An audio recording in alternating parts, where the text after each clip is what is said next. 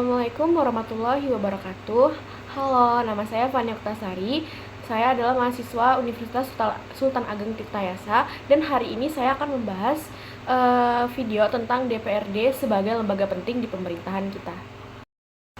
Mungkin kita pernah bertanya-tanya kira-kira siapa sih yang membuat peraturan daerah dan siapa yang mengawasi penggunaan anggaran di suatu daerah. Nah, jawabannya itu adalah DPRD atau Dewan Perwakilan Rakyat Daerah. Jadi DPRD ini merupakan lembaga legislatif di tingkat daerah, baik di provinsi, kota, maupun kabupaten. Dan DPRD ini bekerja sama dengan kepala daerah untuk menjalankan pemerintahan. Yang selanjutnya itu saya akan menjelaskan mengenai struktur dan keanggotaan dari DPRD. Jadi DPRD ini dipilih langsung setiap 5 tahun sekali melalui pemilu legislatif. Dan jumlah anggota dari DPRD ini tergantung dengan jumlah penduduknya. Jadi di setiap provinsi itu anggota DPRD bisa terdiri dari puluhan hingga ratusan anggota. Begitu juga dengan DPRD ke kabupaten atau kota.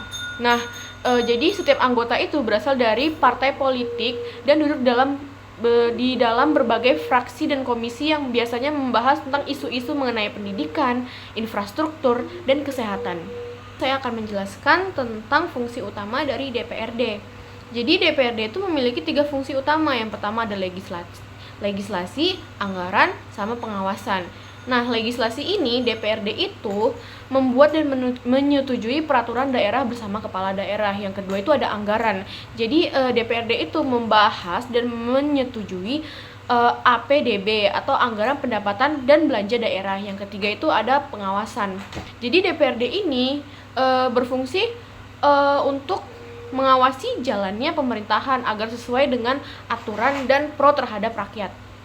Nah, DPRD ini juga bisa memanggil dinas-dinas atau pejabat lainnya jika ditemukan indikasi penyalahgunaan anggaran atau kebijakan yang tidak sesuai. Jadi, meski fungsi utamanya sebenarnya sama, namun DPRD provinsi ini bekerja sama dengan gubernur.